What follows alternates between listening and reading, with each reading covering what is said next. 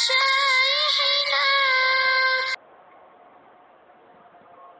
Monggo-monggo rencang-rencang sing umroh supados ten ngajeng insyaallah.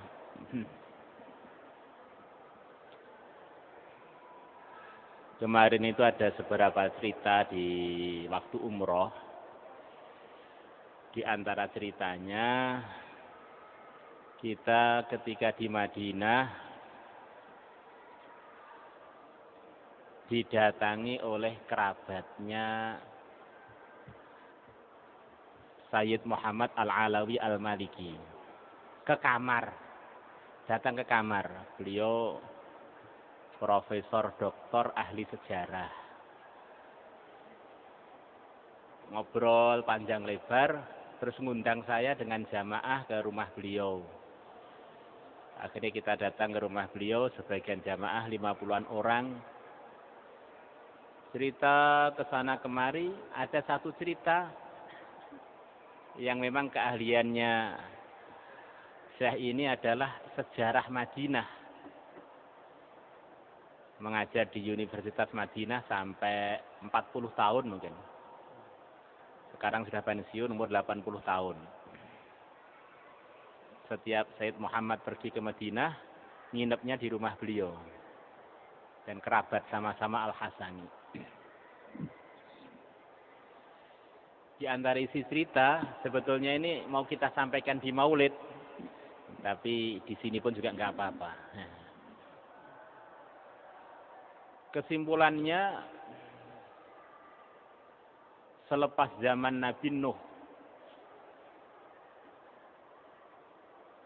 diselamatkan dengan 40 pasang, di dunia ini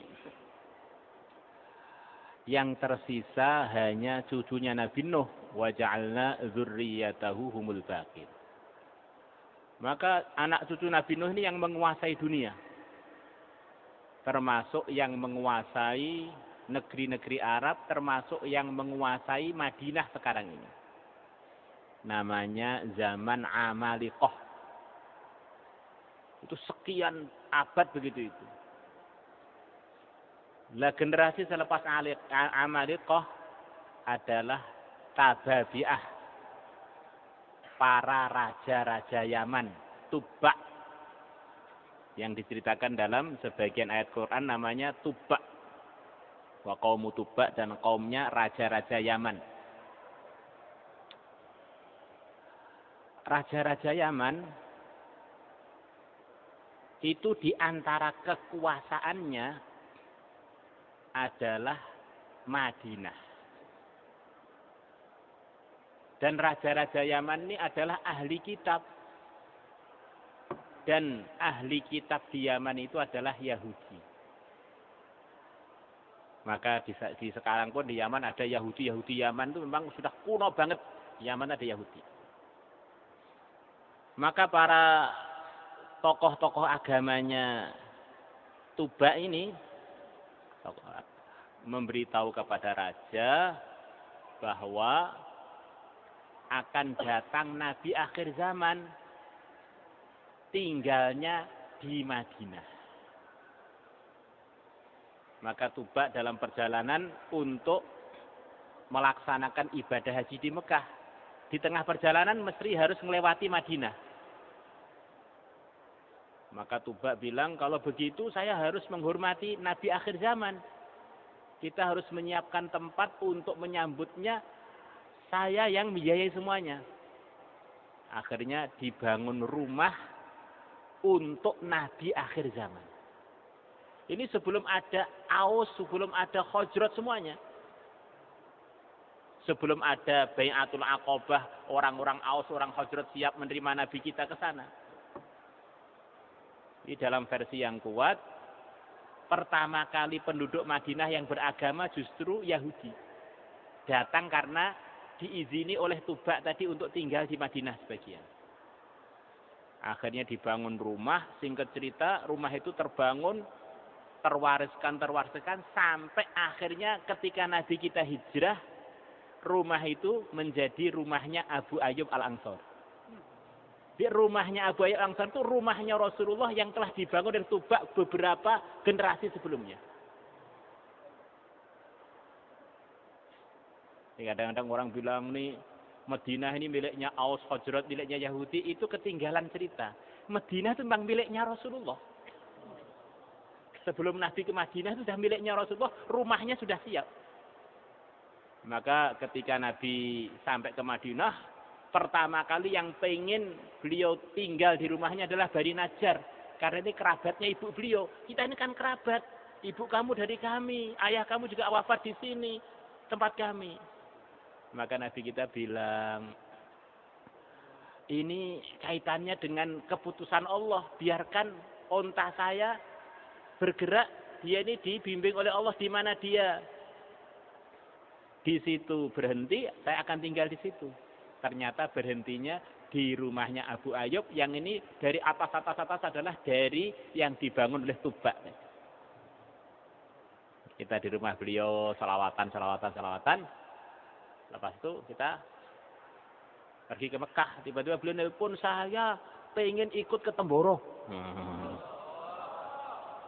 Sekarang beliau bersama kami di sini. Satu pesawat. Terus langsung beri duit, saya pengen ke Temboro. Kenapa? Nggak tahu ya, saya pengen. Ternyata, ini guyon ya, sekian banyak orang Temboro pernah datang ke rumah beliau minta duit. Tapi bukan saya ya. Ini ada orang ini, Ustadz ini katanya ngajar di satu madrasah namanya Al-Fatah, minta duit pada saya. Bentar dulu. Ada yang sekian banyak masjid dibangun oleh beliau di Indonesia, termasuk sebagian Ustadz itu minta duit pada beliau. Tapi bukan untuk Al-Fatah, untuk dia kaget. Orang sepuh 80 tahun. Diantarkan anaknya sampai airport, beliau tidak mau ditemani anaknya. Saya sendiri. Ya, rencananya besok malam kita suruh bayan markas. Biar cerita-cerita, nanti kita siapkan tarjimnya. Ini membawa berkahnya Madinah. Alhamdulillah. Mungkin kepelet alqa itu kan akhirnya melihat kita ini langsung. Alhamdulillah. Ya, kita akhiri majelis dengan baca Fatihah dan sedikit doa untuk diri kita, untuk masjid kita ini, dan untuk Al-Fatah secara umum, untuk umat, biar semuanya diberi yang terbaik untuk akhiratnya, untuk dunianya, khususan para mu'tamirin wal mu'tamirat. Semoga Allah jadikan kampung kita, Al-Masjid ini tempat yang berkah sampai hari kiamat. Majma'an lis-shalihin lil-maqbulin, lid-du'at al-muqarrabin. Ala hadhihi niyyah wa ala kulli niyyatin salihatin. Al-Fatihah. A'udzu billahi minasyaitonir rajim. Bismillahirrahmanirrahim. Alhamdulillahi rabbil alamin arrahmanir rahim maliki yaumiddin iyyaka na'budu wa iyyaka nasta'in ihdinas siratal mustaqim siratal ladzina an'amta 'alaihim ghairil maghdubi 'alaihim waladdallin. Amin. اللهم صل على سيدنا محمد وعلى آل سيدنا محمد كما صليت على سيدنا إبراهيم وعلى آل سيدنا إبراهيم في العالمين إنك حميد مجيد. Ya Allah, kebaikan-kebaikan, anugerah-anugerah yang pernah Engkau berikan kepada hamba-Hambamu yang saleh, yang salihah, kepada hamba-Mu yang telah haji, telah umrah, kemakbulan, ampunan dosa, terunaikan hajat, dan macam-macam karunia akhirat dan karunia dunia. Berikanlah semuanya itu ya Allah kepada rombongan kami, kepada pesantren kami, ahli kampung kami, santri-santri kami, pengajarnya, penanggung jawabnya, kepada tanah-tanah kami, kepada al-masjid ini ya Allah. Innaka ala ma tasya'u qadir wa bil ijabati jadir. Keburukan-keburukan yang Kau jauhkan dari hamba-Hambamu yang saleh-salihah, jauhkanlah dari kami semuanya langkah-langkah dan keputusan kami, ucapan dan diam kami, dan segala urusan kami ya Allah. Innaka ala ma tasya'u qadir wa bil ijabati jadir. Wa sallallahu ala sayyidina Muhammadin nabil ummi wa ala alihi wa sahbihi wa baraka sallam. Alhamdulillahi rabbil alamin. Al-Fatihah.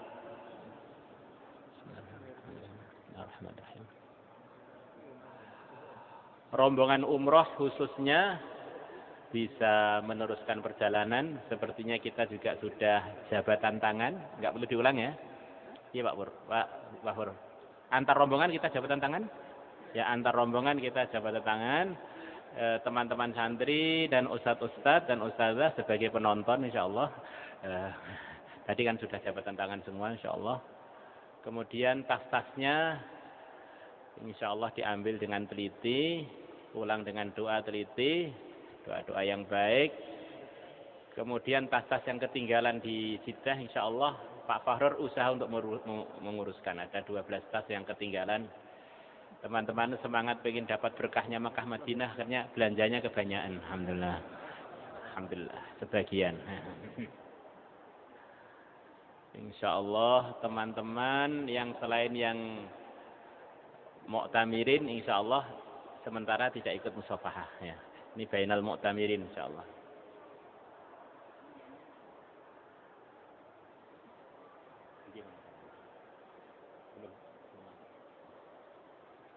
Nanti dalam kali lagi insyaallah. Apa sudah jadi?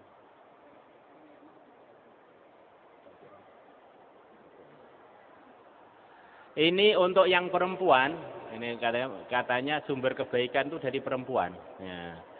Istri saya yang ada, yang telah kita niatkan di bis itu silahkan antar perempuan dibuat. Kita akan buat undian mandiri, tidak ada kaitan dengan travel. Niat tahun depan siapa yang dapat undian itu akan kita umrohkan. Ya, untuk ibu-ibu aja. Bapak-bapak nanti kalau sudah didoakan ibu-ibu berangkat semua. Insyaallah. Subhanallah. Antar jamaah insyaallah.